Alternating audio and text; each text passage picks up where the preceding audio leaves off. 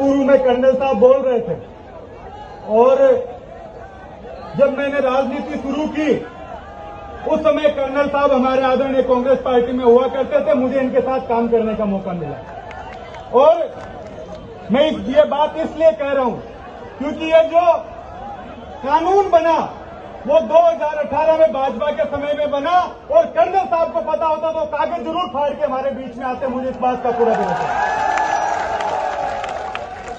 सत्ता से टकराने का हुनर अगर इस राजस्थान के किसान में नहीं है तो मैं समझता हूं कहीं भी धरती पर किसी आदमी में नहीं है।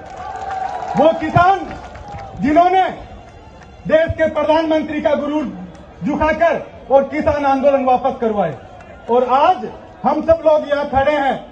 मुझे इस ओबीसी आरक्षण और ओबीसी विसंगतियों का इतनी डिटेल में नहीं पता था, लेकिन जब सबसे पहला आंदोलन बाड़मेर में हुआ और हरीश जी और कर्नल साहब एक मंच पर थे, हरीश जी और कर्नल साहब एक मंच पर थे तो मुझे समझ आ गया मामला बड़ा है और हम सबको इनके साथ रहना चाहिए।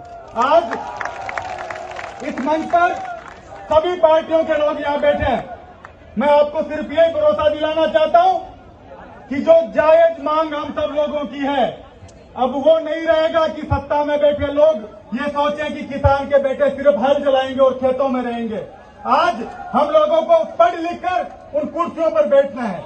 आज आईएएस का रिजल्ट आता है, लिस्ट में आप लोग देखोगे ओबीसी किसान के बच्चे कितने उसमें भागीदार होते हैं। आरएस में आरजेएस में समय बदल चुका है और अगर मैं इस मंच से इतनी बात कहना चाहूंगा, राजनीतिक बात आप लोगों के बीच में हम नहीं करना चाहते और नहीं आप लोग उस बात को सुनना चाहते हो। आज जब भी कोई युवा हम लोगों को घूमते हुए मिलता है जयपुर में, पहले किसान के पास दो काम होते थे अपने जीवन में, उन दो कामों को करते करते वो मर जाता था। या तो अपना घर बना पाता था और या अपने बच्चों की शादियां कर पाता था। लेकिन आज वो चाहे कर्जा लेना पड़े, चाहे जमीन गिरवी रखनी पड़े, अपने बच्चों को जयपुर भेजता है, दिल्ली भेजता है कि वहां जाकर ये बच्चा एक कमरे में रहेगा, कोचिंग की फीस भी भरेगा और जब रिजल्ट आता है तो हम देखते हैं कि जो बच्चा टॉपर कर रहा है, सेकंड रह रहा है, वो भी उस लिस्ट में नहीं है।